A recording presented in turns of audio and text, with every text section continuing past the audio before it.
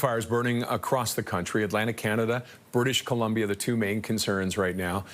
But first, we start in Newfoundland and Labrador. An evacuation alert has been issued for Job's Cove as the Kingston fire continues to grow. The government estimates at least 100 structures have been lost to the fire, now estimated to be more than 91 square kilometers.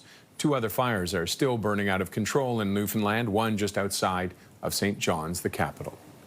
They're within a 10-kilometer radius, so that's part of the issue. Is potentially we could see these morph into one.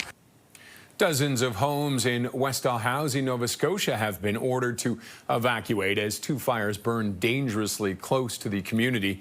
One of the fires has exploded, growing to more than 400 hectares in just a few hours yesterday. And CTV's Scott Hurst now on the latest with the wildfire situation. And Scott, they are burning unabated across the country. Yeah, Roger, for so many weeks and months, we focused on the prairie provinces and all the devastation and all the evacuation orders for those provinces. Still a concern. They still have a wildfire fight on their hands, but now we're seeing fresh evacuations in other parts of the countries, including the Maritimes, Atlantic Canada, and all the way out west in British Columbia. Let's start with that Nova Scotia wildfire update and the fire in West Dalhousie of Nova Scotia's Annapolis Valley that you were just mentioning. That evacuation order that's been expanded, it now includes about 55 homes, and that's roughly 100 people. And according to officials in Nova Scotia, it was sparked yesterday by a lightning strike and then has, as you mentioned, ballooned in size to about 4 square kilometers.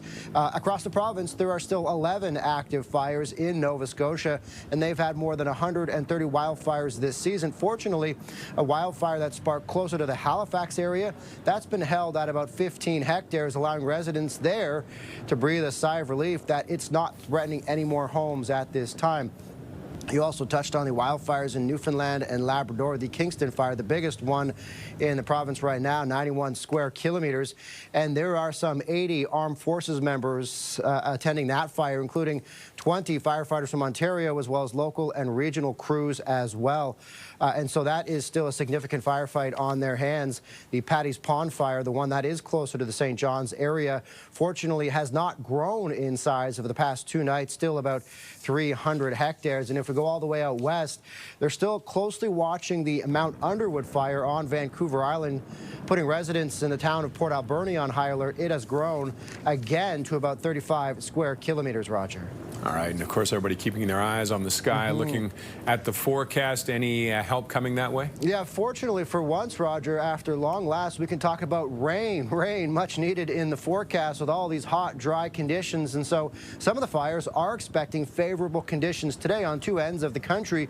In Newfoundland, they're expecting some rain, lower temperatures, a chance of showers for about 2 to 10 millimeters. So some favorable conditions for the Kingston fire and for the Paddy's Pond fire. They're expecting upwards of 5 millimeters there. Not a lot of rain, but of course, any little bit is better than the alternative, and that is the hot and dry conditions, and that is how we got into this situation in the first place. Now, all the way on the other side of the country, the fire burning on Vancouver Island, they're also expecting some rain today, which could help slow the growth. The favorable conditions will give firefighters a big helping hand, but as I mentioned, still not enough, expected to be enough, as significant rain is needed to have any meaningful impact. But it should help wildfire crews potentially try to get an upper hand on some of these fires, get better fire breaks put in place to stop the growth of some of these fires. So finally, we get to talk about a little bit of rain in the forecast, which could be favorable for some of these firefighters battling these ongoing blazes from one end of the country to another, Roger.